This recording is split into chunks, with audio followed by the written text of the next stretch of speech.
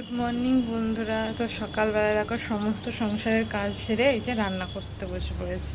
তো রান্না করছি, দেখো রান্না করছি, এই যে ভাত চাপিয়েছি, ভাত আর এই যে ডিম। আজকে সেরকম কোনো কিছু রান্না করছি না, যে ডিম এর ঝোল করছি।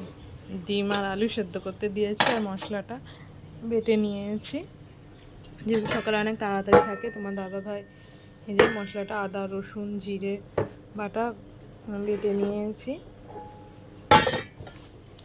তোমার দাদাভাই যেহেতু কাজে যাবে, তো তোমার দাদাভাইকে টেনে তুলে দিয়েছি। তোমার দাদাভাইকে টেনে ঘুম থেকে তুলে দিয়েছি। উনি তাড়াহুড়ো করে, ট্রেনের সময় কখন আগে পরে আসে তার তো ঠিক নেই, ওর জন্য তাড়াতাড়ি তুলে দিই। তো তোমার দাদাভাই উঠে পড়েছে, উঠে বাইরে গিয়েছে ব্রাশ করতে। আর এই যে বাবু ঘুমাচ্ছে, এই যে বাবু ঘুমাচ্ছে, দেখো উঠবে না। আজকে একটু পড়া ছুটি, তাই ভাবছি একটু ঘুমিয়ে নিই, পরে তুলবো।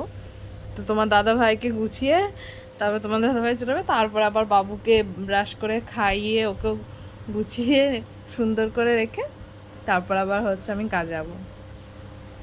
সুন্দর করে রেখে বলতে মানে এক মুখ ধুয়ে সাজিয়ে গুজিয়ে টিপ পরিয়ে জামা কাপড় পরিয়ে তারপরে খাইয়ে তারপর আমার সোনাকে রেখে আমি কাজে চলে যাব। আমার সোনার এখনো ঘুমই ভাঙছে না।